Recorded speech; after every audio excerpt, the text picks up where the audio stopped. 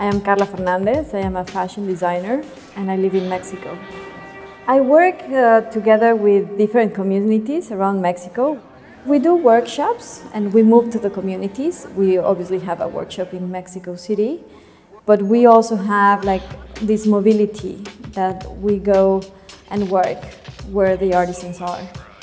In Mexico, usually the people that study the traditional garments are anthropologists or sociologists, and designers are not interested about it. So I wanted to study it, and for my amazement, everything was made out of squares and rectangles. It gives us a very specific identity that we can work with it as a fashion statement in Mexico. This, for example, is a skirt that is a wraparound skirt. Then you can mix two and make a poncho. Or you can make a huipil, that a huipil is a dress that can be very short or very long. And then you can have a blouse. So 90% of the clothing comes from these squares and rectangles. For me, it was very natural to see the beautiful garments and see them in my eyes as a designer. And I believe if we do fashion, we should do them with these amazing designers that are in the communities.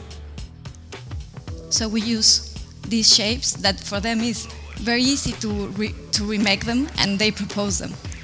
And then you just wrap them around and we use the beautiful fabrics. These, for example, the charros are the Mexican cowboys, that they do a lot of embroidery with leather. These are our coats, that are our eagle warriors, that many communities are involved, the silver community, the charros, and the tailors. We presented 3 different collections. The one that is going on now, that is in stores, that we made with ladies that make hammocks. So we decided to do dresses out of the hammocks techniques. They do also the fringes of the hammocks, the ones that hang, and they're selling very, very well. And then also that they're woven with a machine, but by hand, and they beautifully go and decorate the fabrics.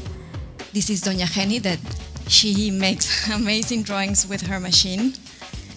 And then you have this, that is the ajolote. Then you have, on top of a rebozo, you have an embroidery, again another embroidery. And also the molinillos tiers that we used to make chocolate. And this is Don Juan, that I went to Don Juan. It's like, Don Juan, for how long you have been making molinillos tiers? And he says, since I was 5, and he's 67. And I said to him, would you like to do some accessories? And he was very, very happy to do them. And we decided to do, you will see, glasses, bracelets, shoes.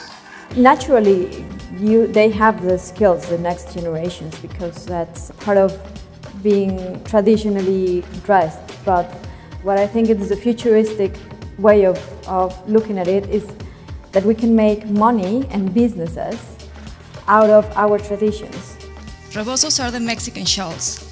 Everyone in Mexico knows what a rebozo is, but no one knows the difficulties of how this is done.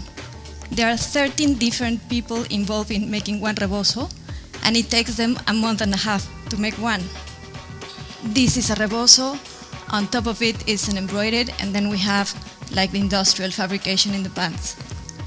We also make coats and make garments that are more complex, but we always try to get the communities involved in a certain way.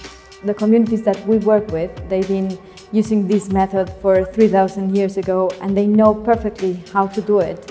So for me it was very interesting and also very respectful that we give to the world and to ourselves what we do the best, that it's the Mexican way of making clothing.